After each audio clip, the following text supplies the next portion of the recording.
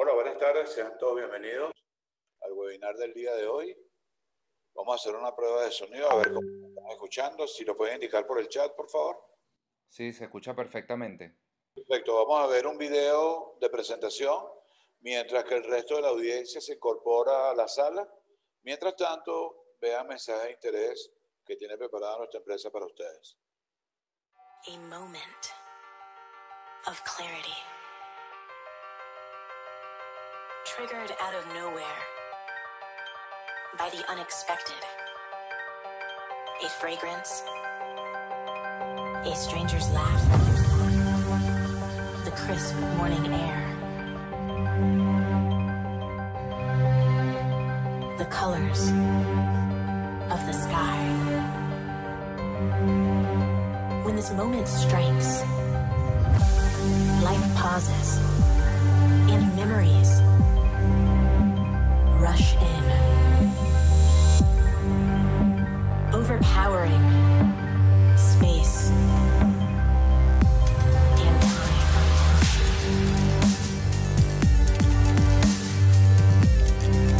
Like a spiral of time travel, focusing on a single fold, a single thread, a single connection. And for a moment,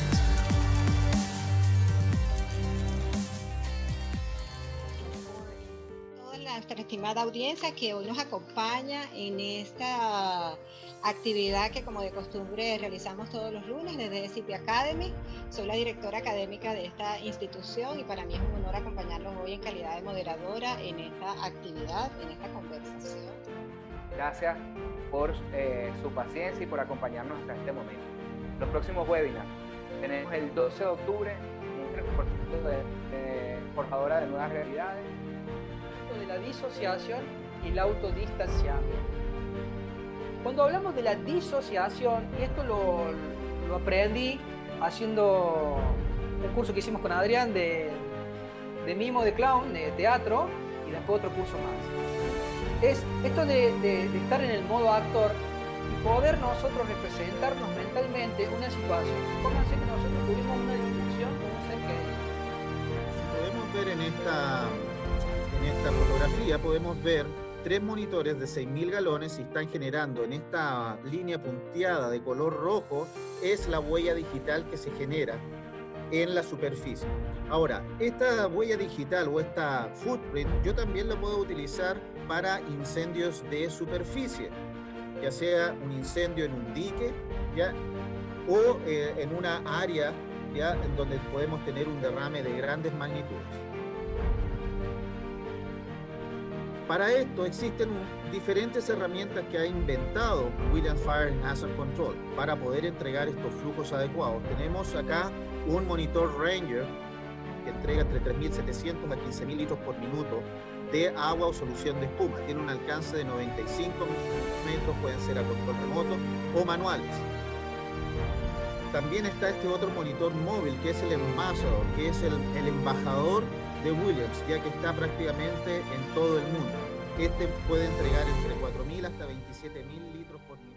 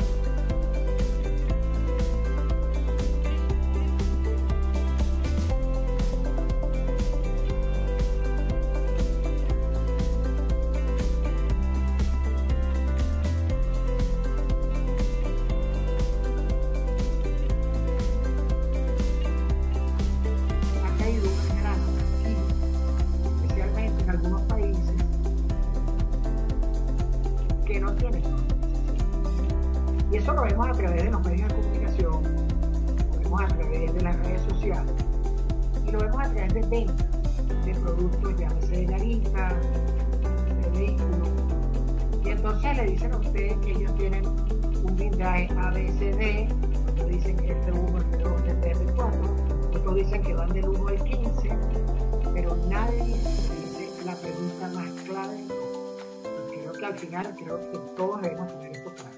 Dice, usted me está dando una escala, pero usted no me está diciendo la nota. Y claro, las personas que no conocen del tema, pues se dejan inundar.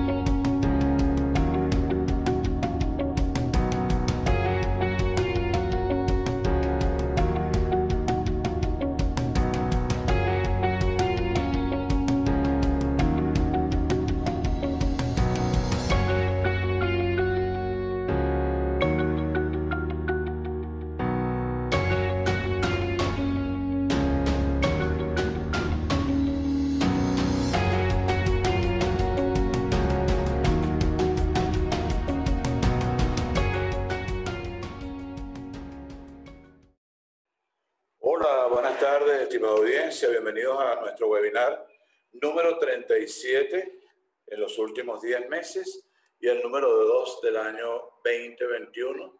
Tenemos hoy para ustedes un webinar sumamente interesante, ya que busca aclarar un poco a la audiencia en función de las dudas, inquietudes y malos comentarios que se han generado por allí, de todo lo que tiene que ver con las vacunas que en este momento están disponibles en el mundo para el SARS-CoV-2 que produce la enfermedad COVID-19. Un tema de interés para todos nosotros y para ello hemos invitado a la doctora Zelandia. Es una dama, amiga de mucho tiempo, que tiene una formación académica sumamente interesante. En su resumen curricular es licenciada en Biología, en la mención de Biología Celular de la UCB, con un doctorado en Ciencias de la Vida y de la Salud, especialidad de Interacción Hospedador-Parásito, Universidad Franklin Revels, en francés, así que me disculpan qué mal inglés. Docente investigadora, jefe del Laboratorio de Inmunología Celular del Instituto de Biomedicina, Facultad de Medicina, Universidad Central de Venezuela, docente invitada coordinadora de la asignatura electiva Inmunología de la Facultad de Ciencias de la Universidad Central de Venezuela. Además, es asesora de investigación y desarrollo de laboratorios Inmuno 21. Ok, que no, mis lentecitos no me ayudan mucho. Así que tenemos con nosotros a la doctora Zelandia y ella va a estar compartiendo todo lo que tiene que ver con este tema de interés. Partiendo de la premisa que después de un año transcurrido con la pandemia, ya se encuentran disponibles algunas vacunas que están siendo distribuidas por el mundo para el SARS-CoV-2 y así prevenir y evitar todo lo que tiene que ver con esta infección que tiene una alta incidencia de mortalidad en el mundo. Asimismo, ella va a estar conversándonos acerca de ese tema, pero antes queremos decirle a nuestros usuarios, a nuestros seguidores, que tienen móvil celular, que si lo ponen de forma horizontal van a tener una mejor perspectiva de la clase, de la conferencia. Así que por favor les pedimos que lo coloquen de manera horizontal. Igualmente nuestras personas que nos siguen por Telegram, así que bienvenidos también, van a tener la oportunidad de escuchar en vivo esta conferencia a través de sus móviles. Las reglas de este foro a participar con nosotros, tienes que recordar que debes identificarte de manera inicial, si es posible coloca tu nombre de usuario para conocernos. Mantener el micrófono en silencio durante toda la disertación. Es posible que se active con facilidad el micrófono si usas tablet o celular. la pantalla, evita tocarla, ya que cuando intentas compartir la presentación puede afectar la visibilidad de esta presentación. Preguntas y respuestas, hemos convenido en hacerlas al final de la sesión. Vamos a tener aproximadamente unos 15 minutos para preguntas y respuestas. Nuestros patrocinantes, SAP Consultores Asociados, Servicios Ambientales de Seguridad, Higiene y Ambiente, Respuesta de Emergencias Químicas, entre otros. Los amigos de Factores, gente que este año repiten con nosotros, una empresa de servicios de asesoría y consultoría en el área de recursos humanos. Y Global Group, que se incorpora este año, una empresa prestadora de servicios de administración y el área contable, que se incorpora este año. Así que nuestros 3 patrocinantes, gracias por acompañarnos en este tipo de eventos. Luego, queridos amigos que están inscritos en este webinar, la constancia de participación la podrán recibir, van a recibir un correo electrónico con el enlace para que luego de finalizar, ustedes puedan obtener su constancia de participación a este webinar. Recuerda, debe estar registrado como usuario de la plataforma. Es muy importante que sepan que la constancia de participación va a ser dada solo a aquellas personas que logren estar dentro de la actividad a lo menos 55 minutos en este webinar. ¿De acuerdo? Así que manténgase en línea con nosotros y va a poder solicitar su constancia de participación al final. Muy bien, tenemos una promoción para el día de hoy, ya que vamos a estar hablando de un tema que tiene que ver con el riesgo biológico. Tienen una promoción allí en nuestra tienda de varios textos, varios manuales, varios cursos que tienen que ver con seguridad biológica. En uno de los casos, el otro también tiene que ver con ya asociado a centros de salud. Pueden adquirirlo por nuestra plataforma y nuestra pasarela de pago sin ningún tipo de inconveniente en tiempo real. Tenemos 40 personas en la actividad, así que bienvenidos todos.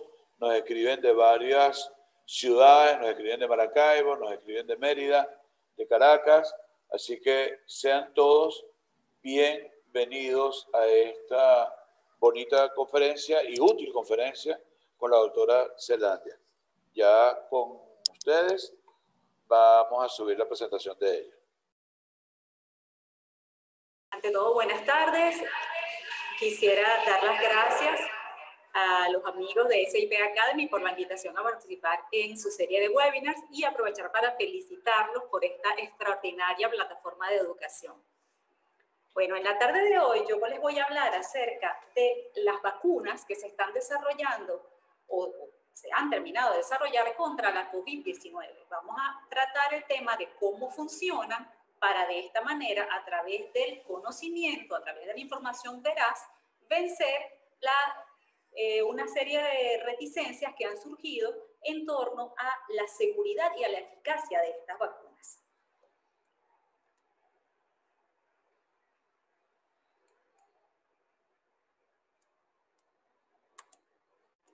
Bien. A finales de diciembre del año 2019 surgió en la ciudad de Wuhan, China, un nuevo tipo de neumonía atípica que progresó rápidamente, haciendo colapsar los servicios de salud de esa ciudad. Muy pronto se logró demostrar que esta neumonía era de origen viral y que era causada por un coronavirus. Esta se extendió tan rápidamente a otros países que ya para el mes de marzo del año 2020 la Organización Mundial de la Salud declaró una pandemia. Es decir, una afectación por esta epidemia a nivel global. A la fecha, al final de mes de este año, es decir, un año y un mes luego de declarados los primeros casos, ya se habían reportado en el mundo más de 100 millones de personas infectadas con esta enfermedad y cerca de 2,5 millones de personas muertas a consecuencia de esto. Este virus recibió el nombre de SARS-CoV-2 por coronavirus causante de un síndrome respiratorio agudo severo 2 y la enfermedad fue denominada COVID-19 por enfermedad causada por coronavirus surgido en el año 2019. Esta enfermedad inicialmente presenta unos síntomas comunes a un resfriado cualquiera. Entre los más generales se encuentran una tos seca, fiebre, cansancio, pero a este se pueden sumar algunos de otros síntomas como congestión nasal, ya sea con o sin pérdida del sentido del gusto y el olfato, secreción nasal, dolor de garganta, dolor de cabeza, síntomas gastrointestinales, fatiga, y esta puede evolucionar hacia problemas respiratorios que pueden conducir a cuadros mucho más complicados, disculpen un segundo, a cuadros mucho más complicados como síndrome de dificultad respiratoria aguda, shock séptico, falla múltiple de órganos, infecciones secundarias que pueden ameritar el ingreso a cuidados intensivos y donde aproximadamente entre 1 y 2% de las personas infectadas puede fallecer. Esta enfermedad ha representado un reto epidemiológico porque aproximadamente 80% de los individuos infectados son asintomáticos o presentan muy pocos síntomas, es decir, son oligosintomáticos. Sin embargo, los individuos asintomáticos, oligosintomáticos e incluso los presintomáticos liberan partículas virales y pueden transmitir la enfermedad. Para contrarrestar esto, la Organización Mundial de la Salud recomendó una serie de medidas como el lavado e higiene de las manos, el mantenimiento de un distanciamiento físico mínimo de entre 1,5 y 2 metros en los espacios públicos, el uso de mascarillas que cubran la nariz y la boca, todo esto para tratar de contrarrestar el contagio. A esto se sumó el confinamiento o cuarentena, la cual fue obligatoria durante ciertos periodos en muchos países del mundo y que ha traído graves consecuencias tanto en el orden social como económico en los distintos países del planeta. Bueno, vamos a conocer un poco acerca del virus causante de la COVID-19. Como les dije, el virus se llama SARS-CoV-2 y es un coronavirus. Este coronavirus pertenece al grupo de los beta coronavirus. Son virus que tienen como material genético ARN y este ARN se encuentra protegido por una estructura proteica que es la nucleocápside que está constituida por la proteína N o proteína de la nucleocápside. Además se encuentra protegido por una envoltura lipídica que contiene otras proteínas, como serían la proteína de membrana, la proteína de la envoltura y la proteína de la espícula. Esta proteína de la espícula es muy importante ya que ella, además de darle la forma característica a los miembros de esta familia de virus, esta forma de corona solar, es la responsable de la interacción con el receptor de este virus. Esta proteína forma trímeros, es decir, que 3 unidades de esta proteína se asocian para formar la espícula, donde hay una pequeña región, donde hay una pequeña región de la proteína que es la responsable de la interacción con el receptor, y esa región se llama dominio de unión al receptor. ¿Cómo ocurre la infección? La infección comienza cuando inhalamos o ingerimos partículas virales. Estas partículas virales descienden ya sea por el tracto respiratorio o por el tracto gastrointestinal y ahí pueden infectar las células epiteliales. Las células epiteliales expresan el receptor para el virus, que es la enzima convertidora de angiotensina 2 o ACE2. Una vez que ocurre esta interacción, el receptor es cortado por otra enzima y se produce la fusión del virus con la membrana celular, su internalización. Y como hacen todos los virus, una vez dentro, el virus secuestra lo que es la maquinaria de síntesis de proteínas de la célula para producir miles de copias de las proteínas que requiere para multiplicarse. Una vez que se han generado varias generaciones de virus, la célula libera estas partículas virales que pueden ir a infectar otras células. A nivel mundial se ha acudido a diversos abordajes para responder frente a esta infección.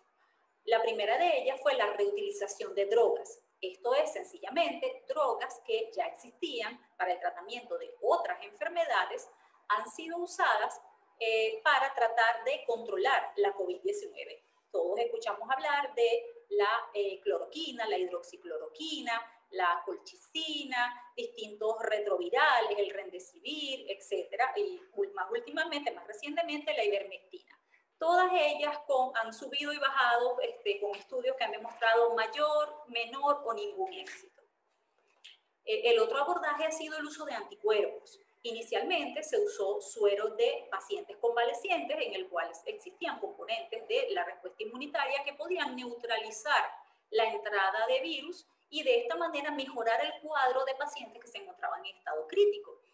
Posteriormente, esto evolucionó hacia la obtención de sueros a partir de la inmunización de animales, algo parecido a los sueros antiofídicos, por ejemplo, los sueros contra las picaduras de serpientes, y finalmente la producción en laboratorio de anticuerpos muy específicos dirigidos contra la región RBD, es decir, exactamente contra la región de la proteína de la espícula involucrada en la interacción. Y estos son los anticuerpos, las terapias basadas en anticuerpos monoclonales. Sin embargo, la gran esperanza se encontraba cifrada en la obtención de una vacuna eficaz para prevenir tanto la enfermedad como la transmisión. En una carrera sin precedentes, se logró en tiempo récord pasar desde identificar el virus, secuenciar el genoma o el material genético de este virus, lo cual ocurrió tan pronto como en enero del año 2020, a posteriormente iniciar los primeros ensayos clínicos, los primeros ensayos preclínicos, de vacunas en marzo del año 2020, a tener lista la primera vacuna ya en el mes de diciembre de ese año para vacunar a la primera persona de población común.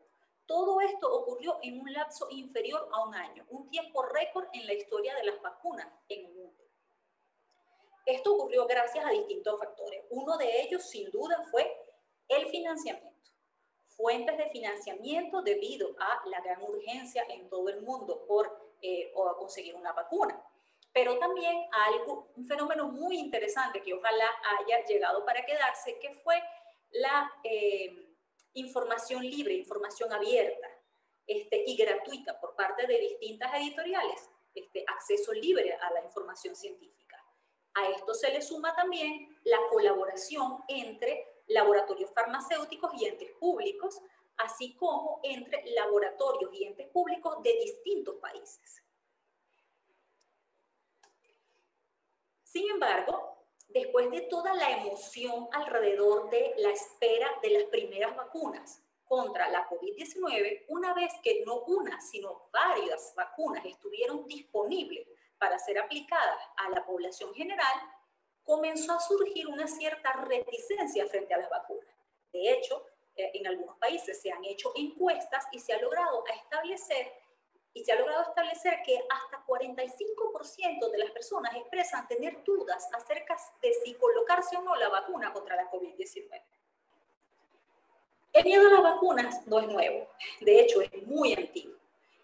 En el año 1796, el médico Edward Jenner desarrolló la primera vacuna contra una enfermedad alguna vez desarrollada y probada experimentalmente en el mundo. Y eso fue de hecho, esto fue lo que dio nombre a la vacuna, al procedimiento vacuna. Esto fue una vacuna contra la viruela. La viruela era una enfermedad que causó millones de muertes a lo largo de varios siglos en todo el mundo. Esta enfermedad era muy temida.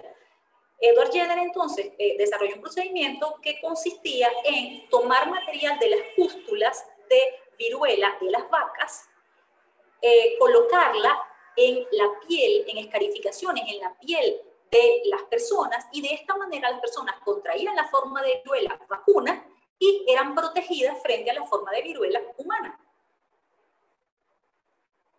Este procedimiento fue muy exitoso. Sin embargo, como podemos ver en este grabado del año 1800, un grabado publicado en un periódico por la Sociedad Antivacunas de la época, ellos desalentaban a las personas a colocarse esta vacuna, ridiculizando el procedimiento de Jenner, diciendo que si las personas se la colocaban, les iban a salir cuernos de vaca o partes de vacas en distintas zonas del cuerpo. A pesar de esto, afortunadamente, siguió la vacunación, se siguió perfeccionando y en el año 1980 la Organización Mundial de la Salud declaró erradicada la viruela del planeta. La primera y única enfermedad que ha sido erradicada completamente del planeta. A esto siguieron otros exitosos procesos masivos de vacunación en el mundo que han logrado bajar la incidencia de enfermedades como la poliomielitis, la difteria, el sarampión, la tosferina, enfermedades que antes eran muy comunes y que ahora son relativamente raras. Esta imagen se las quiero mostrar para que observen la diferencia entre vacunarse y no vacunarse. Estos fueron dos niños, compañeros de clase, que accidentalmente se expusieron a una persona infectada por viruela.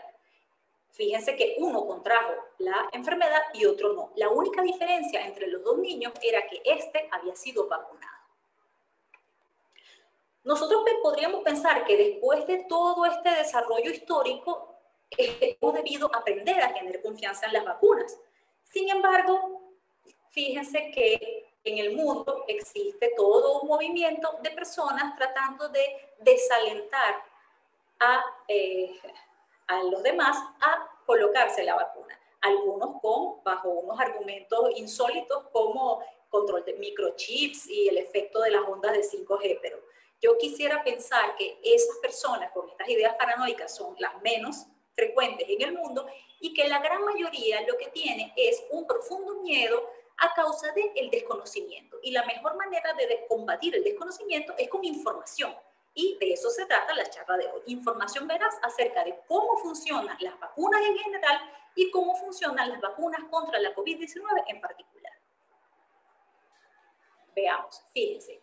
Cuando el virus entra en nuestro organismo, por supuesto comienza a atacar y a destruir células. Esto es percibido por nuestro sistema inmunitario, el cual inmediatamente va a tomar el control va a tratar de tomar el control para defendernos contra esta infección.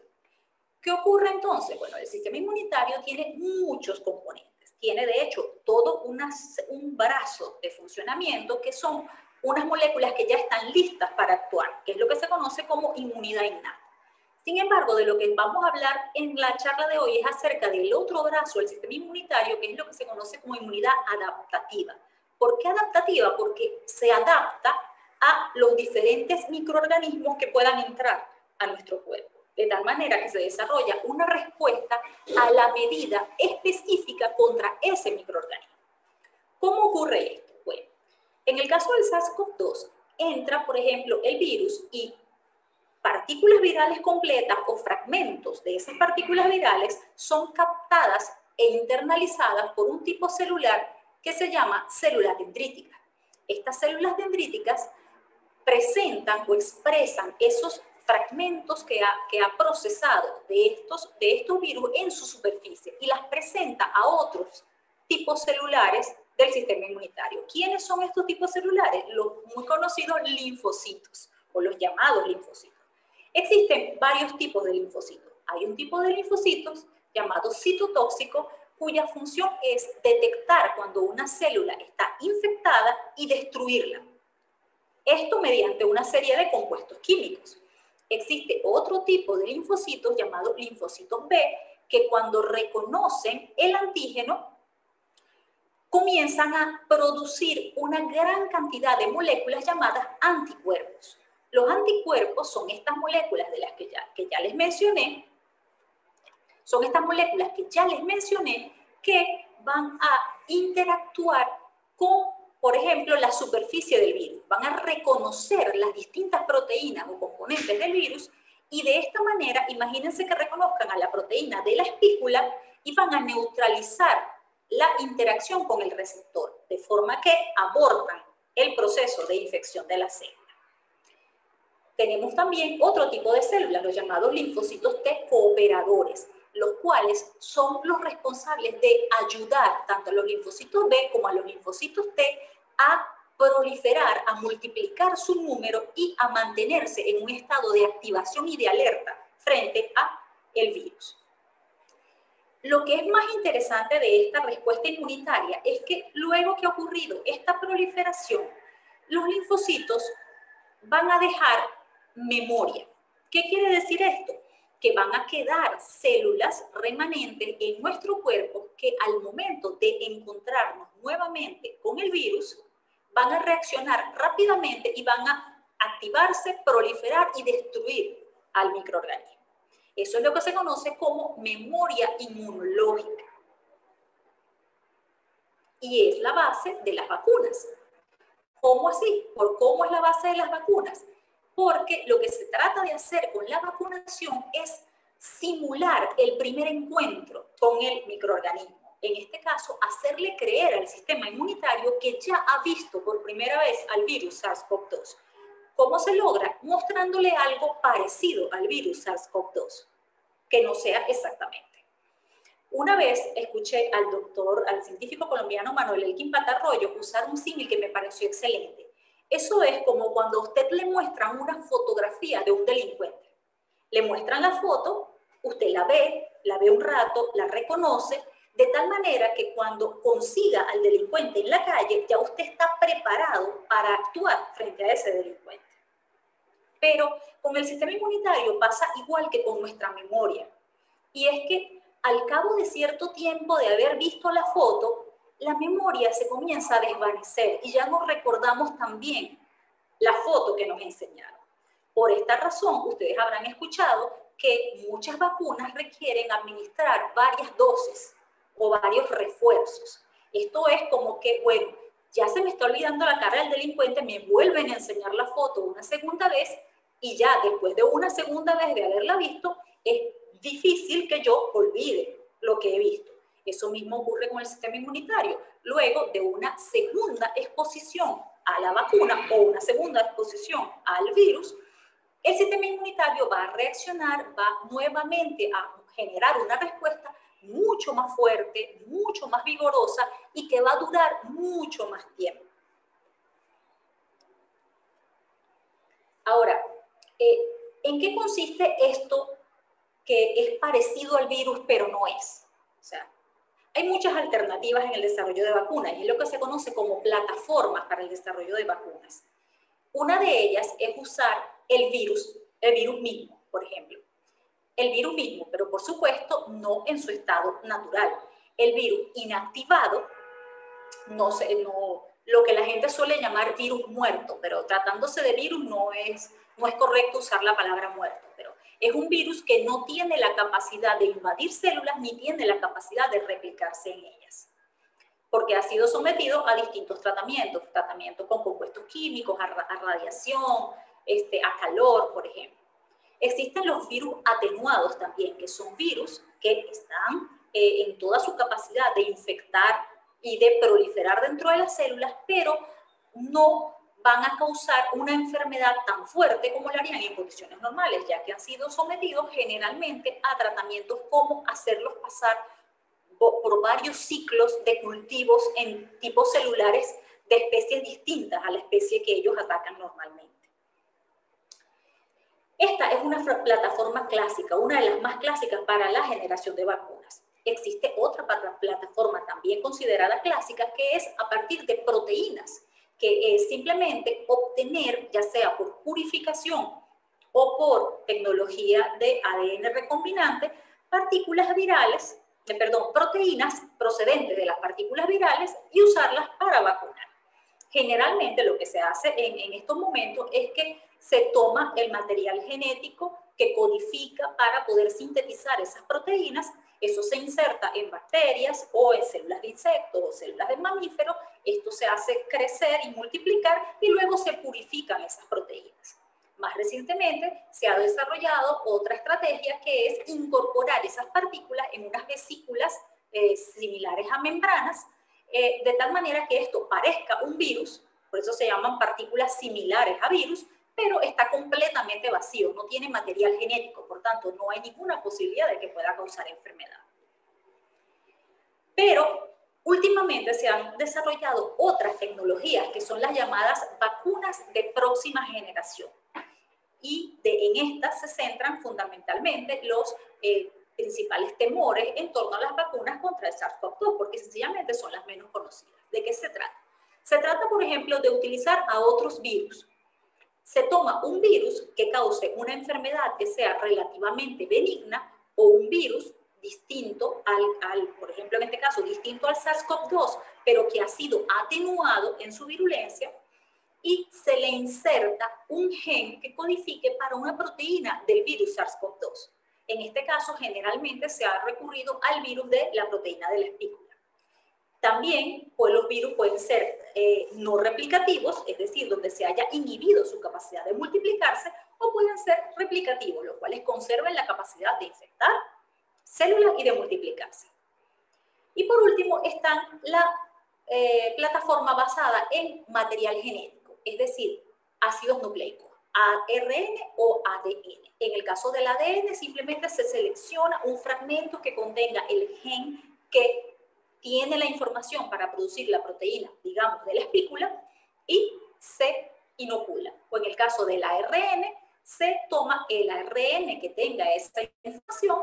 Generalmente se protege envolviéndolo en una vesícula o en una partícula con otros componentes, como por ejemplo lípidos, y eso es lo que se administra como vacuna. Vamos a ver un poquito más en detalle cada una de estas tecnologías. En el caso de las vacunas basadas en virus inactivados o atenuados, ¿qué ocurre entonces cuando nosotros inoculamos el virus? Cuando lo inoculamos, generalmente se hace bajo la forma de una inyección por vía intramuscular, aunque no es la única opción. Cuando esto ocurre, en el caso de los virus inactivados, como estos virus no tienen capacidad ni de infectar ni de proliferar, directamente el virus o partículas procedentes de su degradación son captadas por las células dendríticas y se inicia todo el proceso de respuesta inmunitaria y activación de los linfocitos que ya vimos. En el caso de los virus atenuados, lo que va a ocurrir es que el virus es internalizado por distintos tipos celulares, el virus prolifera dentro de estos tipos celulares, es decir, aumenta su población, y posteriormente, cuando está libre, es captado por las células dendríticas, procesado, presentado, y ocurre la estimulación de la respuesta inmune adaptativa. Las vacunas con virus inactivado tienen la gran ventaja de que son vacunas extremadamente seguras. El virus no va a causar ningún tipo de daño, no hay manera de que pueda causar enfermedad. Sin embargo, a veces puede ocurrir que la respuesta sea relativamente débil y requiera del uso de moléculas inmunopotenciadoras, que son los llamados adyuvantes. Y estos adyuvantes sí pueden causar una cierta respuesta inflamatoria en la persona que recibe la vacuna. Sin embargo, existen muchas vacunas aprobadas y usadas desde hace mucho tiempo, conocidas por todos, que se basan en esta metodología, como son la vacuna contra la hepatitis A, las vacunas, decenas de vacunas contra la influenza, la vacuna de Salk contra la polio, esa es la que es inyectada vía intramuscular, y la vacuna contra la rabia. En el caso de las vacunas con virus atenuados, estas tienen la contraindicación que al ser un virus proliferante, esta vacuna no puede ser administrada a personas que presenten un compromiso del sistema inmunitario, es decir, personas inmunodeficientes, porque al no poder controlar la infección, el virus podría, al no poder controlar, la proliferación de este virus, que en una persona sana no causaría ningún problema, en estas personas puede salirse de control, puede incluso revertir la atenuación del virus y manifestarse una enfermedad. Es por esto que tiene esta pequeña contraindicación, que es que hay que estar muy atentos que las personas con compromiso inmunitario no se les pueden colocar vacunas de virus atenuado. Fuera de esto, son vacunas muy eficientes, muy exitosas, y entre los ejemplos más conocidos tenemos la vacuna contra la polio, la de Sabin, la que se da por gotitas vía oral, la vacuna contra el rotavirus, contra el sarampión, paperas, rubiola y varicela.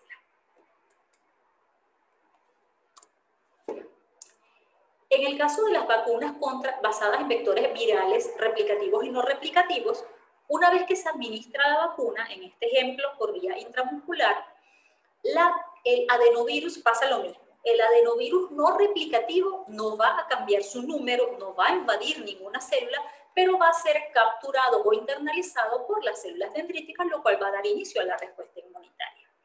En el caso de los virus replicativos, estos virus van a poder ser incorporados por células, van a multiplicarse, al igual que en el caso anterior, y luego estos virus van a poder ser capturados por las células dendríticas, pero a diferencia, en este caso, ellos lo que van a hacer es servir como una vía para que el gen de interés esté en el interior de la célula dendrítica, y es la célula dendrítica la que va entonces a leer esos genes y va a producir las proteínas de la espícula, por ejemplo, para entonces expresarlas en la superficie y comenzar una respuesta inmunitaria frente a este virus. Es decir, que parte del trabajo de la vacunación lo hacen nuestras propias células, que es producir la proteína. Disculpe. El asunto con estas vacunas, si bien son muy seguras, es que son muy nuevas, se conoce muy poco sobre ellas a nivel de la población general. O sea, hemos escuchado, por ejemplo, no existe ninguna vacuna aprobada para uso, no existía hasta este momento ninguna vacuna aprobada para uso basada en tecnología de adenovirus. Sin embargo, tienen ya un tiempo bastante largo siendo utilizadas para terapia génica en personas con problemas, con algún tipo de problema genético. En el caso, por ejemplo, de las vacunas basadas en vectores virales replicativos, hay un antecedente que es la vacuna contra el ébola desarrollada en Canadá en el año 2015, que es la que está siendo aplicada en este momento. Vamos a hablar ahora acerca de las vacunas basadas en ácidos nucleicos, es decir, el ADN o el ARN. Estas vacunas son introducidas en nuestro organismo mediante inyección, generalmente por inyección intramuscular. ¿Y qué va a ocurrir? Nuestro organismo va a hacer nuevamente el trabajo. El ADN o el ARN va a ser internalizado por nuestras células. En el caso del ARN, esto se facilita gracias a un complejo de lípidos que rodea el ARN, que sirve tanto para protegerlo de la degradación, porque el ARN es sumamente lábil, es susceptible a la degradación por enzimas, por ejemplo, y también va a servir para facilitar su entrada a las células. En el caso del ADN, una vez que entra, que es introducido este ADN, se requiere el uso de un dispositivo que da unos pulsos eléctricos. Y estos pulsos eléctricos en la zona de la inyección lo que van a hacer es perturbar la membrana. En otras palabras, abrir una especie de agujeritos en la membrana de la célula a través de las cuales puede entrar el ADN. Una vez dentro de la célula, van a seguir camino uno más adelantado que el otro. Para eso vamos a recordar un poquito nuestros conocimientos de bachillerato. Recordemos que el ADN se encuentra dentro del núcleo de nuestras células. El ADN tiene la información necesaria para producir todas las proteínas de un organismo, todas. Sin embargo, nosotros no estamos todo el tiempo produciendo todas las proteínas, sino que se van produciendo aquellas proteínas que se van necesitando. ¿Cómo se hace? Bueno, sencillamente se despliega la región del ADN en la cual se encuentra la información para una proteína en particular, que es lo que se llama un gen. Se transcribe ese fragmento de ADN en ARN mensajero y ese ARN mensajero sale del núcleo hacia el citoplasma. En el citoplasma va a encontrarse con una estructura que son los ribosomas, que son los encargados de leer esa información en esa plantilla, que es el ARN mensajero, y traducir esa información de ARN mensajero a proteína. ¿Qué quiere decir esto? Que las vacunas de ADN están en el proceso de producción un paso atrás, ya que el ADN, una vez que entra a la célula, tiene que ser transcrito a ARN y posteriormente ese ARN traducido a proteína para poder generar lo que es el material de la vacuna, que es la proteína. En el caso del ARN, ya directamente el ARN mensajero puede ser traducido en proteínas y estas proteínas finalmente ser capturadas por las células dendríticas para poder iniciar la respuesta inmunitaria. Antes de la epidemia de COVID-19 no se había utilizado ninguna vacuna basada en ARN o en ADN. Estas son las primeras vacunas que se colocan en población general, basadas en esta plataforma. Por último, tenemos entonces las vacunas basadas en proteínas, subunidades y en proteínas, ya sea subunidades o partículas parecidas a virus. Esta es mucho más sencilla, aquí el trabajo ya está hecho, se introduce mediante una inyección la proteína en nuestro organismo. Esta proteína, si está libre, es captada por las células dendríticas. Si está en forma de partícula viral o pseudoviral, parecida a virus, es captada de manera mucho más eficiente, por eso es que se toman el trabajo de convertirla en una partícula, ¿verdad? En una partícula parecida a virus.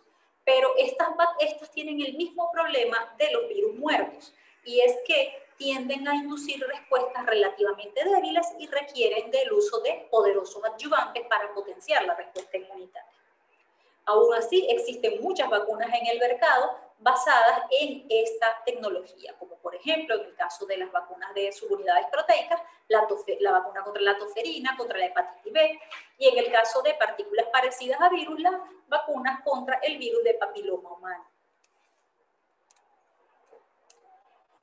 El desarrollo de las vacunas sigue una serie de fases. Estas fases van desde ensayos preclínicos, que son los ensayos realizados en laboratorio, en los cuales se realiza, por ejemplo, la selección de la plataforma. ¿Qué plataforma para la producción de la vacuna vamos a usar? Se decide qué proteína vamos a usar como antígeno, es decir, como fuente para estimular al sistema inmunitario. Se decide también si necesitamos un adyuvante, qué adyuvante vamos a usar. Se hacen ensayos en animales para ver si estos animales desarrollan una respuesta inmunitaria frente a la vacuna. Se enfrentan estos animales al patógeno para ver si son protegidos por la vacuna. Se toman muestras de las células de estos animales para tratar de descifrar, por ejemplo, si los anticuerpos que están produciendo los animales neutralizan o no la entrada del virus. Todo esto se hace en los ensayos preclínicos, en el laboratorio, sin haber tocado ningún ser humano. Luego de haber tomado las decisiones en base a los ensayos preclínicos, se procede a la fase clínica. La fase clínica es en humanos y consta de 3 fases, que son la fase 1, que se desarrolla generalmente en decenas de personas, y en esta fase lo que se trata de evaluar es la seguridad de la vacuna. O sea, es específicamente para ver si la vacuna es segura, si no induce ningún efecto adverso sobre las personas que están siendo vacunadas. Una vez concluida la fase 1 y obtenidos los resultados, se procede a la fase 2. La fase 2 generalmente se realiza sobre centenares de personas, grupos de centenares de personas.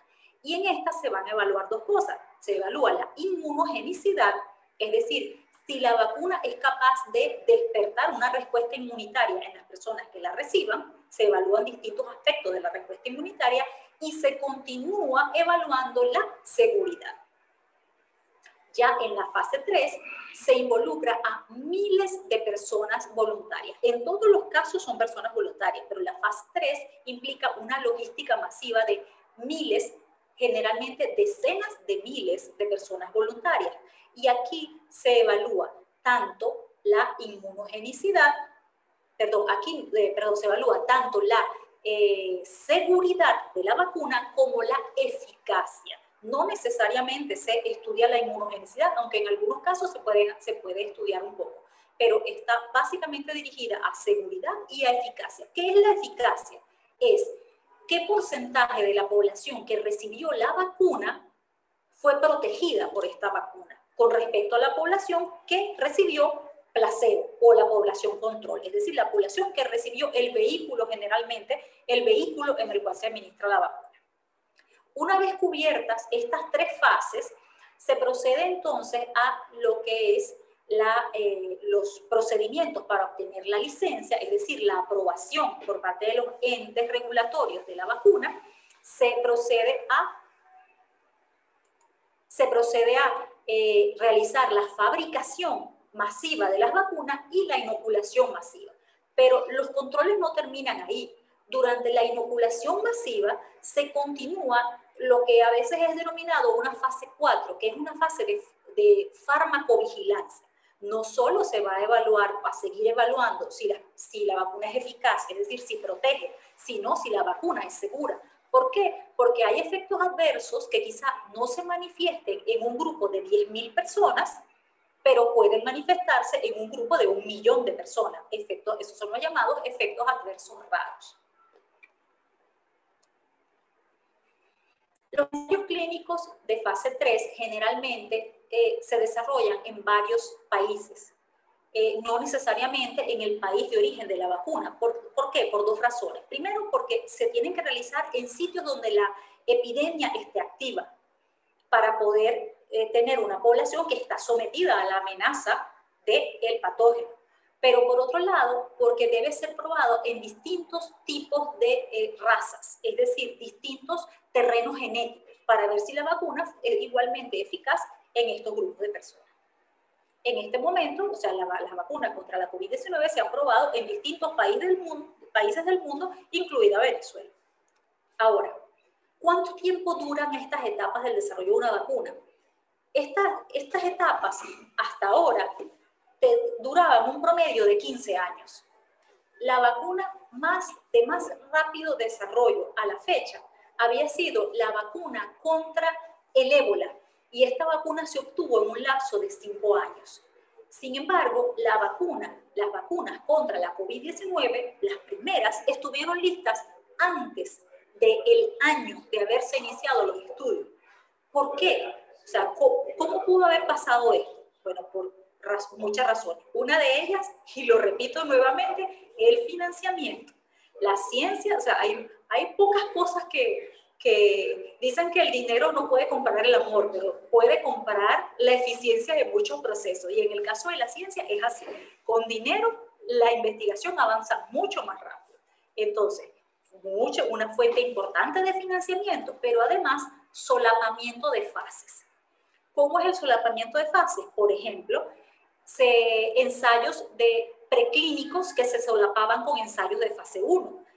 ¿Cómo así? Varias formulaciones de una misma vacuna, es decir, variaciones alrededor de un mismo tema de una vacuna eran probadas en fase 1 paralela, por ejemplo, o ligeramente solapadas unas de otras. Se iban introduciendo variantes.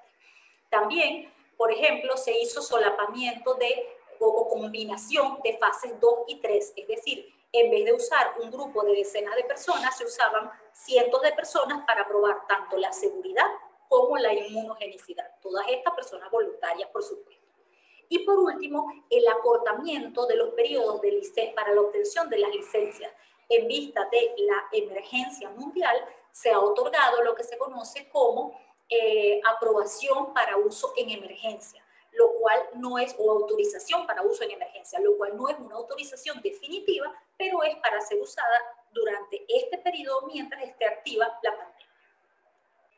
Existen en este momento aproximadamente 292 candidatos a vacunas, desde fase preclínica hasta fase 3. De estos, 70 se encuentran en ensayos clínicos, es decir, en humanos, y 20 se encuentran en fase 3, algunos de ellos en uso. ¿Qué plataformas utilizan principalmente? 32% utilizan la plataforma de proteínas o subunidades proteicas, 16% la de vectores virales no replicativos, 14% la de virus inactivados, 13% la de ADN, 11% la de ARN, 5% la de vectores virales replicativos, 3% las de partículas parecidas a virus, 2% la de virus atenuados y 5% otras, cual más insólita. Ahora, de las 20 vacunas en fase 3, 9 han recibido autorización para uso en emergencia. Y estas 9 son las siguientes. Está la vacuna están dos vacunas basadas en ARN, que son la BNT-162, que es la famosa vacuna de Pfizer y BioNTech y Fosun Pharma, la vacuna mRNA-1273, que es la famosa vacuna de Moderna y el Instituto Nacional de Alergia a Enfermedades Infecciosas de Estados Unidos. Son dos vacunas norteamericanas. Están tres vacunas basadas en vectores virales, que es la vacuna AD5-nCoV, desarrollada en China por la empresa farmacéutica CanSino en asociación con el Instituto de Tecnología de Beijing. La vacuna Sputnik V, desarrollada por el Instituto de Investigación ruso Gamaleya. La AD1222, desarrollada en el Reino Unido por la Universidad de Oxford y AstraZeneca. Y hay 4 vacunas basadas en virus inactivado. 2 de ellas desarrolladas en China por la empresa farmacéutica Sinopharm en asociación, la primera con el Instituto de Productos Biológicos de Beijing y la segunda con el Instituto de Productos Biológicos de Wuhan. Luego están la vacuna Covaxin, desarrollada por la empresa india farmacéutica Bharat Biotech en asociación con el Instituto Nacional de Virología de la India, y la vacuna Coronavac, desarrollada por la empresa farmacéutica china Sinovac Biotech. ¿Cómo se han comportado esas vacunas hasta la fecha?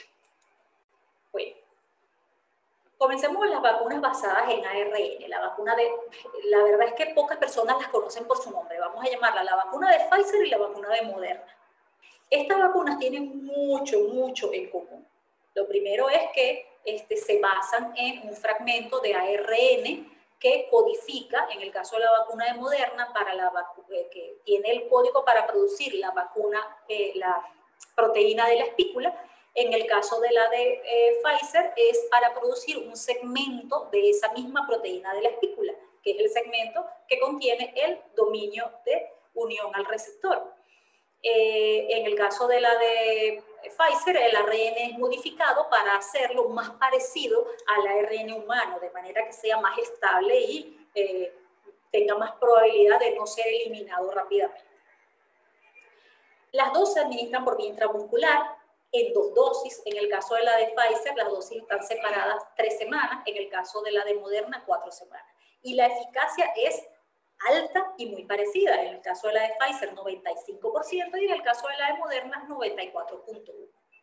La diferencia en estas vacunas no es una diferencia que vaya a afectar a nivel personal a la persona, al individuo que se vaya a vacunar. La diferencia es fundamentalmente el modo de conservación. La vacuna de Pfizer requiere de ultracongelación para su mantenimiento y transporte. Esto es una temperatura de menos 70 grados centígrados. Son congeladores que no se tienen generalmente en todas partes. Generalmente se consiguen en institutos de investigación, en laboratorios.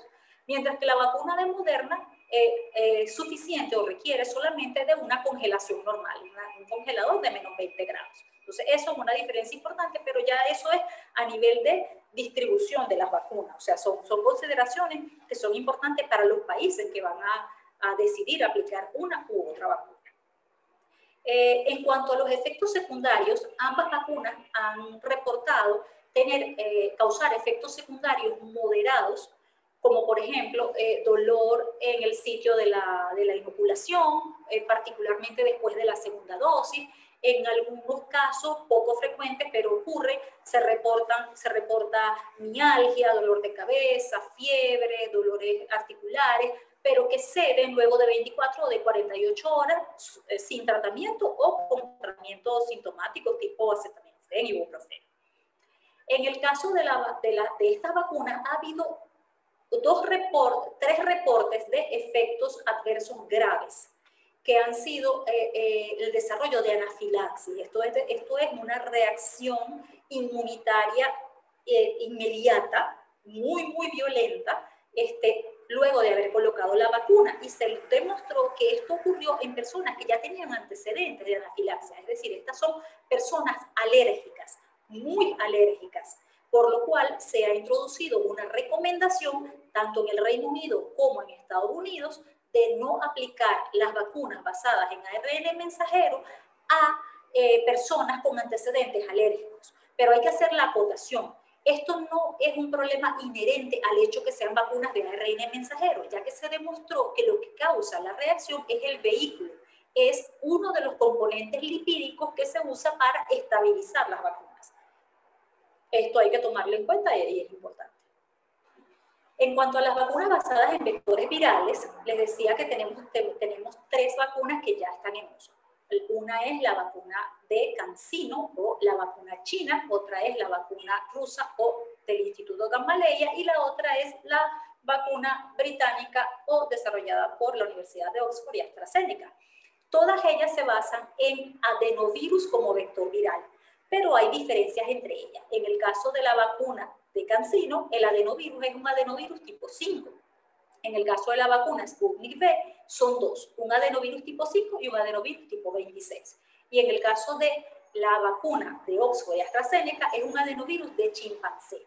Estos adenovirus, como ya les expliqué, portan un fragmento de ADN que codifica para la proteína de la espícula. Todas estas vacunas se administran por vía intramuscular. La vacuna CanSino en 1 dosis, la vacuna Sputnik V en 2 dosis en los días 0 y 21, pero la primera dosis es con el adenovirus 5 y la segunda con el adenovirus 26. Y la vacuna de Oxford AstraZeneca en 2 dosis con 4 semanas de separación. En cuanto a la eficacia, la vacuna de CanSino no ha publicado eficacia. Sin embargo, esta vacuna está siendo aplicada desde hace varios meses, recibió aprobación en China para su aplicación a personal de salud. O sea, ha habido mucha opacidad tanto en torno a la eficacia como en torno a los efectos secundarios que ha podido causar esta vacuna. En el caso de las vacunas Sputnik V, Sputnik V y AZD1222, son vacunas cuyos resultados de eficacia han sido publicados en prestigiosas revistas científicas, revisadas o arbitradas, revisadas por pares, por lo tanto hay mucha confianza alrededor de los resultados de eficacia de esta. La vacuna rusa, la vacuna Sputnik V, ha reportado una eficacia de 91.6%, que es bastante alto, y la vacuna de la Universidad de Oxford AstraZeneca entre 62 y 90%. Y esta diferencia se debe a que ellos utilizaron 2 versiones o 2 concentraciones de la vacuna, una más alta y una más baja, y aparentemente es la más baja la que ofrece los mejores resultados. Acá quería mostrarles el por qué o qué repercusión tiene la diferencia entre usar un tipo de vector retroviral, de vector adenovirus u otro tipo, y por qué usar uno o 2 diferentes. Bueno, resulta que los adenovirus son virus que se encuentran normalmente en la naturaleza. El adenovirus 5 y el adenovirus 26 son causantes de enfermedades comunes como diarrea, conjuntivitis, resfriados en los humanos. Por tanto, hay un cierto porcentaje de la población que ya presenta anticuerpos contra estos adenovirus. Por eso, la Universidad de Oxford y AstraZeneca optaron por la opción de usar un adenovirus de chimpancé para garantizar que no tuvieran las personas receptoras de la vacuna anticuerpos que fueran a comprometer la eficacia de la vacuna. Sin embargo, la CanSino y Sputnik V, decidieron utilizar los adenovirus humanos, ¿no? En el caso de CanSino usaron una sola dosis. ¿Qué es lo que pasa cuando se usa una sola dosis? ¿Recuerdan lo que hablamos de la memoria? Se da una muy buena respuesta al principio, pero esa memoria se va desvaneciendo con cierta rapidez. Y eso puede tener consecuencias para la eficacia. De hecho, reportes extraoficiales indican que la eficacia de la vacuna CanSino no es muy buena. La vacuna de Oxford y AstraZeneca da una segunda dosis, pero con el mismo adenovirus. Y por esta razón es probable que la segunda dosis no alcance su completo potencial, porque ya hay anticuerpos que de alguna manera neutralizan a la segunda dosis y comprometen el aumento en la eficacia. Esto lo solucionó la vacuna rusa o Sputnik V utilizando un adenovirus distinto para la segunda dosis. De esta manera se potencia a su máximo la respuesta luego de la segunda dosis. En cuanto a las vacunas basadas en virus inactivados, tenemos que Bueno, de ellas no se esperaban mayores complicaciones en cuanto a efectos secundarios o efectos adversos, ya que esta estrategia de vacunas ha sido usada muchísimo y durante mucho tiempo.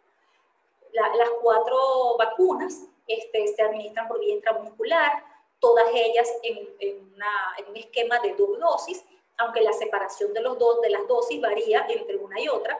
La vacuna de Sinopharm, las dosis están separadas 3 semanas. En el caso de la vacuna India o Covaxin, están separadas 4 semanas. En el caso de la vacuna Sinovac China, están separadas solo 2 semanas, y esto ha sido criticado. Y en el caso de la vacuna de Sinopharm y el Instituto Wuhan, han sido separadas 3 semanas. Las eficacias. Bueno, la eficacia de las vacunas chinas no ha sido publicada en revistas científicas de prestigio, pero se han liberado notas de prensa, se han reportado informes y notas de prensa, por lo menos que para manifestar cómo van sus estudios. En el caso de la vacuna de Sinopharm y el Instituto Beijing de Productos Biológicos, oscila entre 79 y 86%, dependiendo del estudio. En el caso de la vacuna India no se han publicado resultados. De hecho, hay muchas críticas en el propio país, en la India, de por qué esta vacuna fue aprobada para uso de emergencia solamente habiendo cubierto la fase 2, sin haber iniciado los estudios de fase 3, que son los estudios de eficacia. Y en el caso de la vacuna de Sinovac o Coronavac, la eficacia en un primer estudio en China arrojó 78%, pero en un estudio reciente en Brasil arrojó apenas 50,38%. Esto está justo por encima del mínimo recomendado por la OMS en el caso de la vacuna contra el coronavirus, que es 50% de eficacia. Y por último, la vacuna de Sinopharm con el Instituto Wuhan de Productos Biológicos arrojó una eficacia del 79%. Bueno, para aquellos de nosotros que todavía estemos sorprendidos con el hecho de que ya haya vacunas basadas en vectores virales o vacunas basadas en ADN o ARN, lo que viene es bastante interesante, porque vienen todas estas vacunas que están en fase preclínica o en fase 1 y 2, traen novedades. Por ejemplo, nuevas vías de administración como la vía intranasal, nuevas maneras nuevos vectores como vectores bacterianos que son probióticos y que sean administrados por vía oral, nuevos adyuvantes como algunas nuevas composiciones de lípidos, por ejemplo, incluso transfección in situ de células dendríticas. ¿Por qué insistirle a la población en que se vacune? ¿Por qué simplemente no dejar que algunas personas se vacunen y otras no? O sea, el asunto es que la vacunación no es un procedimiento que tenga éxito de manera egoísta. El máximo potencial de la vacunación se alcanza a nivel poblacional, es decir, cuando la mayor cantidad posible de personas en una población están vacunadas y son inmunes al virus. Esta es la única manera de frenar la transmisión del virus. ¿Por qué? Recuerden que, por ejemplo, una persona, en el caso del SARS-CoV-2, puede transmitir la infección a entre 2 y 3 individuos. Si hay individuos en la población que son inmunes, ya sea porque han sufrido la infección y están en el periodo, ese corto periodo durante el cual están protegidos, o ya sea porque están vacunados, cada una de estas personas en su población va a estar rodeada por individuos vacunados, individuos a quienes no van a poder enfermar, y por tanto se va a bloquear de esta manera la transmisión.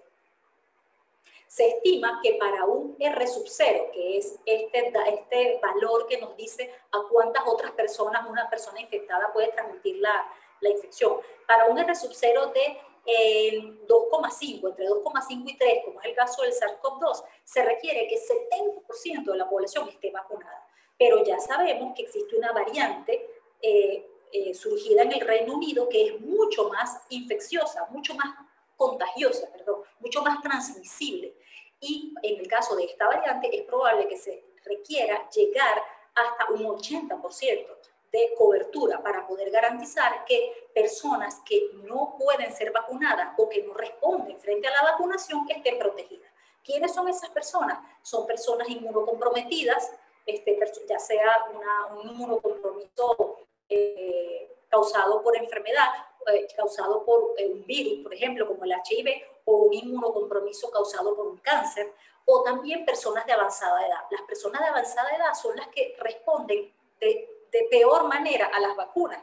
Entonces, aunque se vacunen, no necesariamente están protegidos y debemos protegerla nosotros, las personas sanas, vacunándonos para evitar transmitirles la infección. Ya casi para finalizar, se ha hablado mucho acerca de que no hay acceso a la información sobre las vacunas. Bueno, en el caso del SARS-CoV-2, de la epidemia por COVID-19, esto es absolutamente falso. Nunca ha habido más información disponible. Afortunadamente, mucha información veraz, lamentablemente, mucha información chatarra. Pero bueno, podemos tener acceso a información sobre las vacunas, por ejemplo, en portales como este. Este es un portal muy interesante de la Escuela de Londres de Higiene y Medicina Tropical, donde podemos seguir casi que en tiempo real cómo se están evaluando las vacunas. Por ejemplo, si acceden y entran aquí en la lista del landscape, pueden encontrar cuántas vacunas están siendo probadas, cuántas están en ensayos clínicos. Y, por ejemplo, en este caso yo seleccioné vacunas que estén en fase 3, que estén en uso y que se basen en RNA, y me salieron, por supuesto, la vacuna de Pfizer y la vacuna de Moderna, y aquí están todos los ensayos que han sido desarrollados y se van a continuar desarrollando al menos hasta el año 2022. Estos ensayos se prolongan tanto porque hay un dato que necesitamos acumular, que es por cuánto tiempo dura la protección de cada vacuna.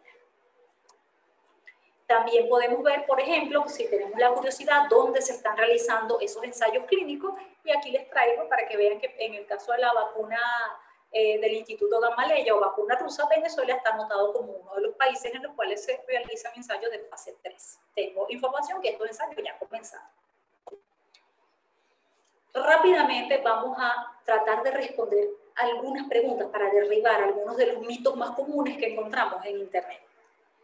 Uno de ellos es, por ejemplo, las vacunas de ácidos nucleicos alterarán nuestro ADN y nos volveremos organismos transgénicos. O sea, esto es absolutamente falso. O sea, no hay ninguna evidencia hasta la fecha de que alguna vacuna experimental basada en ADN se haya insertado en el genoma y haya modificado el genoma de un organismo. Esto es una preocupación teórica válida, tan válida que todos aquellos científicos involucrados en este tipo de estudios han buscado exhaustivamente dentro de nuestro genoma si el componente de la vacuna se ha insertado, y hasta la fecha no ha habido ninguna evidencia.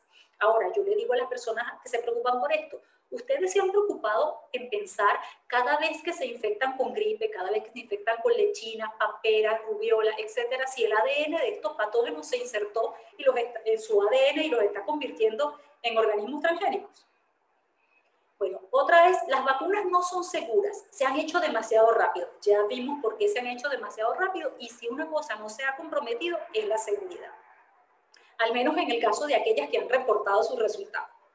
Las vacunas frente a COVID-19 hacen que seas positivo en las pruebas serológicas, en las pruebas diagnósticas serológicas. Esto puede ser cierto, definitivamente, porque muchas de las pruebas serológicas se basan en detectar anticuerpos contra la proteína de la espícula, y muchas de las vacunas se basan en la proteína de la espícula. Este es un problema que va a haber que solucionar, pero una solución práctica que ya se ha usado en caso de otras enfermedades, como en el caso del HIV, por ejemplo, ha sido otorgar certificados de vacunación a las personas donde diga con qué componente se vacunó, para que cuando se tenga que hacer una prueba, se la haga con una prueba serológica que detecte una proteína distinta a la usada en la vacuna.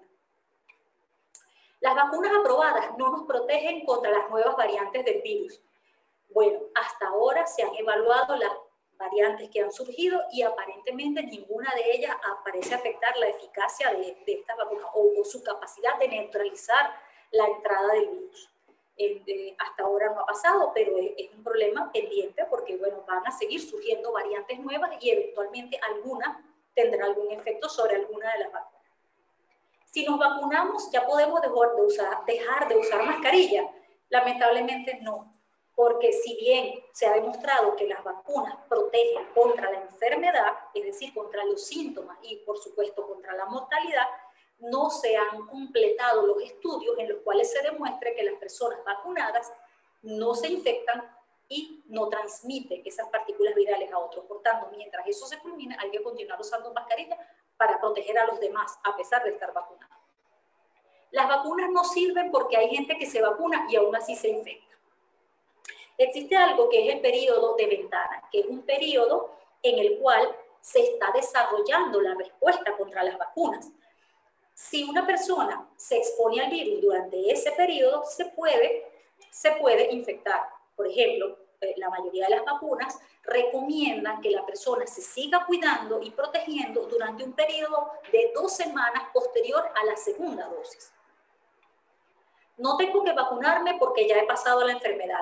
Bueno, eso no es completamente cierto, porque si bien se sabe que en el mejor de los casos la inmunidad luego de la infección puede alcanzar unos 7 meses y medio, un poco más, en el caso de las personas asintomáticas no se sabe cuánto tiempo dura esta protección, no se sabe tampoco si los anticuerpos que tienen en su sangre son neutralizantes.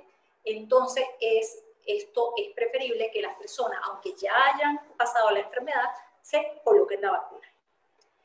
Si las mascarillas y el distanciamiento social son eficaces, ¿para qué vacunarnos? Bueno, obviamente las mascarillas y el distanciamiento social no han sido suficientes. Y no han sido suficientes por 2 razones. Una de ellas es que las personas no siempre cumplen el uso correcto de las mascarillas, que cubra la nariz y la boca, o las especificaciones de las mascarillas. Y también porque, bueno, no mantienen el distanciamiento social. O sea, alrededor del mundo somos muy indisciplinados. Y el otro punto es que... bueno, ya se ha demostrado que la variante surgida en el Reino Unido es mucho más transmisible y que las mascarillas de tela no son suficientes para proteger contra esa variante. Entonces hay que pensar en usar mascarillas N95 o, bueno, sencillamente vacunarse. ¿Para qué vacunarnos contra un virus que solo mata al 2% de los infectados? Es mejor esperar a ver qué pasa. Bueno, a esta persona yo le digo que hay que pensar de manera un poco más realista. Lo primero es que no porque sea solo el 2% significa que nosotros no vamos a estar dentro del 2%. O sea, si bien es cierto que las personas de edad más avanzada tienen más probabilidades de desarrollar las formas graves de la enfermedad, también ha habido muchas personas jóvenes, muy jóvenes, que han desarrollado la enfermedad y han fallecido. Entonces hay que pensar un poco.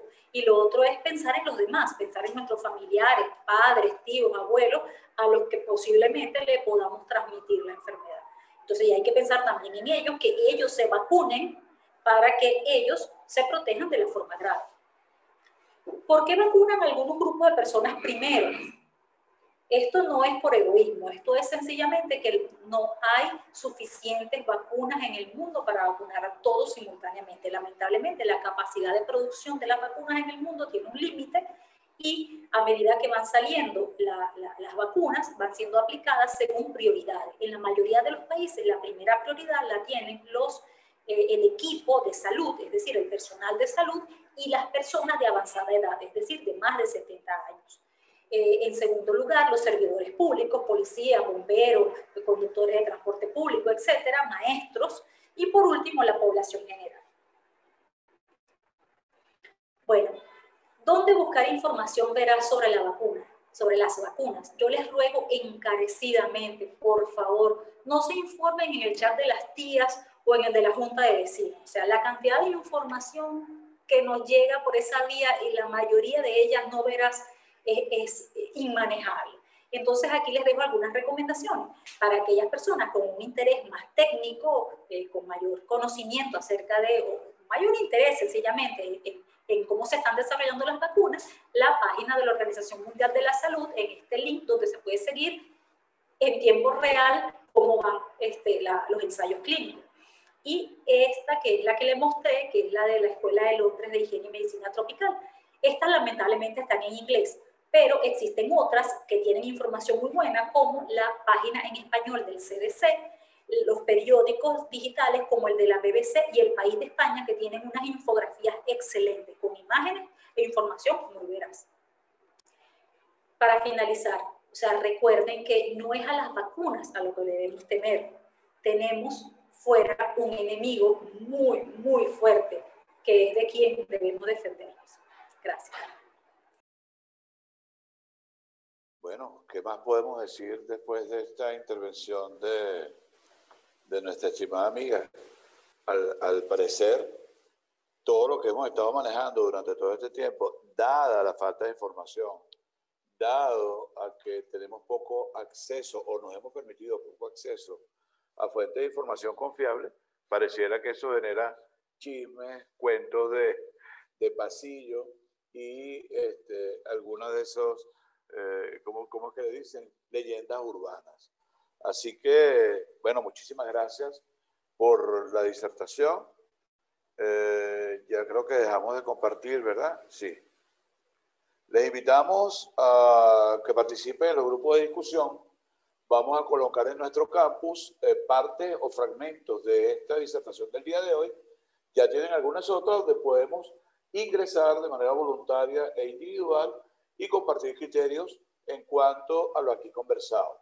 Pueden participar desde el día de mañana, que ya van a tener información colocada en el campus de SIP Academy, en el grupo de higiene y seguridad industrial, en el área educativa, en el grupo de discusión. Esa es la manera. SIP Academy Empresas, una solución perfecta para el teletrabajo.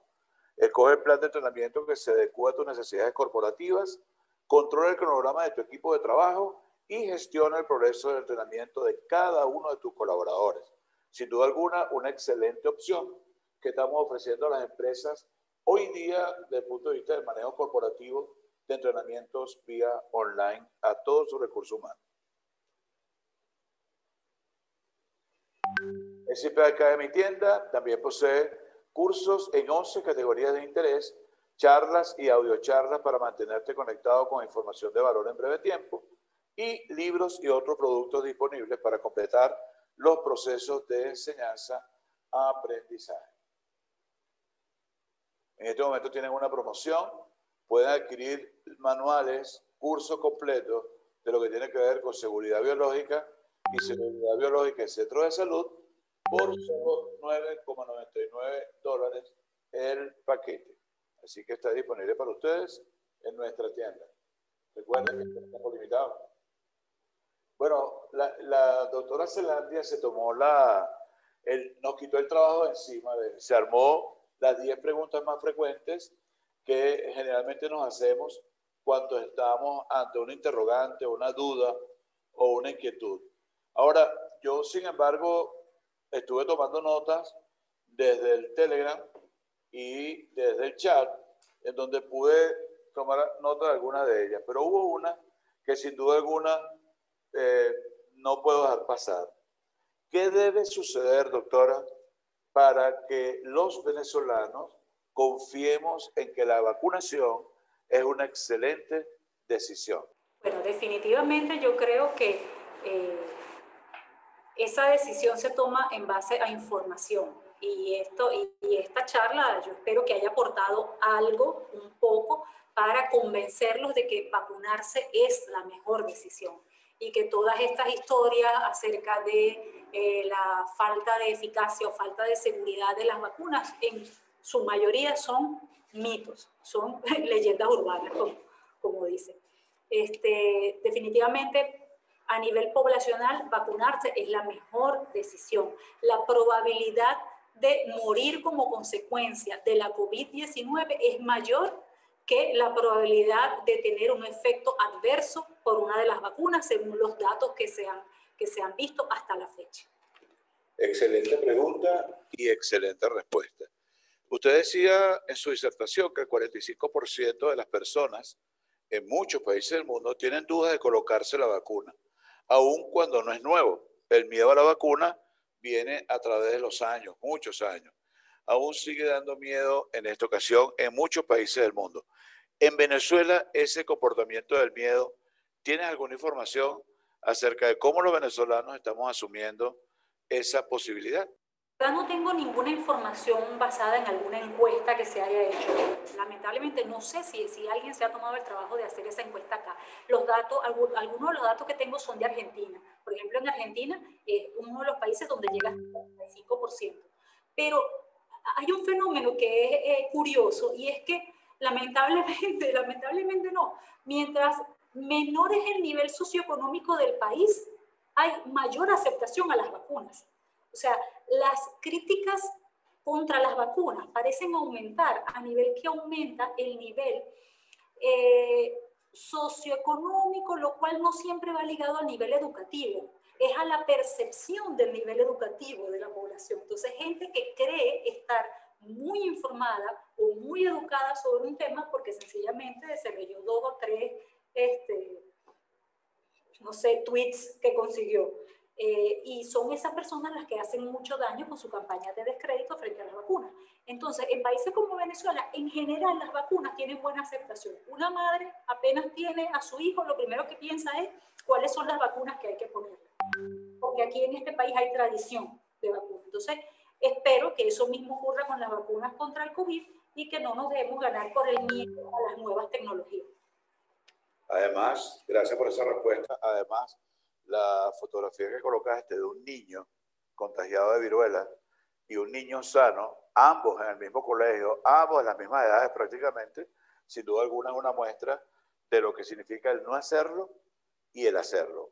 Hubo algo que me impresionó mucho y es lo complejo que resulta ser la respuesta inmunitaria del cuerpo humano ante el ataque de un virus en este caso. Eso me impresionó tan así que lo anoté completico. Entonces, yo... fue una sobresimplificación. muy complejo. Y yo solo te quería preguntar si hay alguna forma en la cual cualquier persona puede esa condición. Porque además nos hablaste de digamos, 4 tecnologías para desarrollar la vacuna. Hablaba las que partían de un virus, las que partían de otros virus, la que era a través de material genético y las de proteína.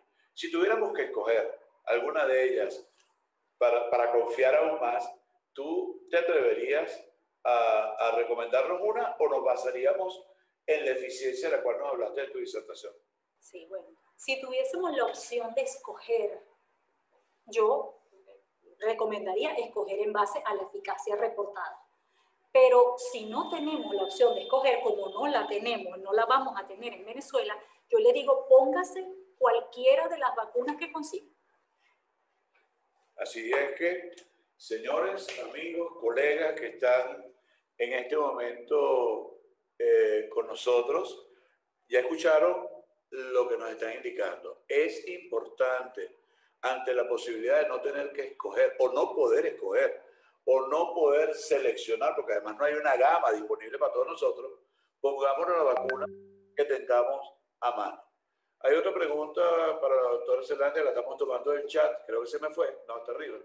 Quisiera saber si disponen de alguna información de negociaciones del gobierno venezolano en la compra de alguna de las vacunas. A ver si tienes alguna información. Bueno, sí. Aparentemente el gobierno venezolano va a traer 20 millones de dosis de la vacuna Sputnik V, la vacuna rusa. Esos 20 millones de dosis alcanzarían para vacunar a 10 millones de personas, porque son 2 dosis. Tengo entendido que van a llegar por tandas y que la primera tanda estaría llegando a finales de este mes. Por otra parte, están circulando rumores, eso sí no lo tengo confirmado, están circulando rumores de que a través del mecanismo COVAX se traerían al país entre 1,4 y 2 millones de dosis aproximadamente de algunas de las vacunas más reconocidas, la vacuna de Moderna, Pfizer, AstraZeneca.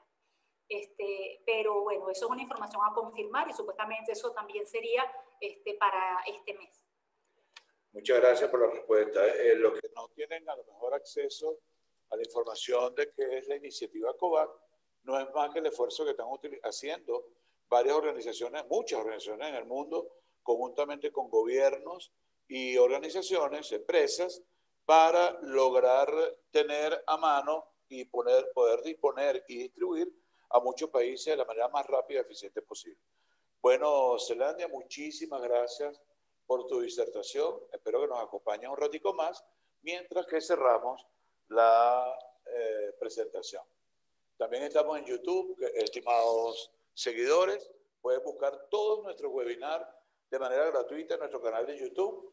Ya cada 24 horas estamos publicando el reciente, así que a partir de mañana en la tarde van a tener para su disfrute y conversación, discusión y manejo esta conferencia del día de hoy dictada por la doctora Zelate. Así que les invitamos a visitar nuestro canal de YouTube. Próximo webinar, apúntate. 3 sesiones por mes, 11 meses de aprendizaje disponibles para ti. Febrero 10, mitos acerca del termómetro infrarrojo. Lo va a dictar un querido y estimado amigo profesional chileno, Pablo Gómez. Va a estar con nosotros ese día. Febrero 17, valores humanos con con una de las personas que yo en lo personal admiro mucho, el profesor Orozco, del programa de Unión Radio de Educación y algo más. En marzo 3, entropía de la seguridad industrial. Y marzo 10, me quitaste la diapositiva, Royen, gracias, oficial de información, lo que llamamos oficial PIO para emergencia con materiales peligrosos, que lo voy a estar dictando yo para todos ustedes. Así que pasa la otra, hijo. Perfecto, déjenos un buen recuerdo. Anímate, activa tu cámara para dejar un recuerdo en el grupo de webinar. Zelandia, cuando gustes, puedes activar ahí para que ahí tenemos nuestro querido amigo, siempre nos acompaña en todos los webinars. Ahí tiene, Bruyen, aprovechen. Esto no es todos los días. Muchas gracias nuevamente por haberme permitido a través de esta plataforma transmitir mis impresiones y poner mi granito de arena para la educación continua de las personas. Ha sido un gusto tenerte con nosotros, Zelandia, y además para mí en lo personal es una gran oportunidad de que compartamos temas de este tipo. ¿Okay? Gracias. Su constancia de participación la vas a recibir a través del correo electrónico con el enlace para adquirir tu constancia de participación de este webinar. Debe estar registrado como usuario en la plataforma y, como lo dije al inicio, debe haber estado por lo menos 55 minutos dentro del webinar. ¿Ok? Y bueno, no nos queda más que agradecer a toda la audiencia. A las, ya les digo, a las 4:40 llegamos a 50 participantes. Y a las 5:10 teníamos 54 participantes, lo que marca un hito interesante, que fue incrementándose la cantidad de personas ingresadas en nuestro webinar. Así que a todos ustedes, muchísimas gracias por habernos acompañado y será hasta una nueva oportunidad. Saludo a nuestro querido amigo Tomás Hermoso, que nos acompaña acá en nuestra oficina. Así que a todos, buenas tardes.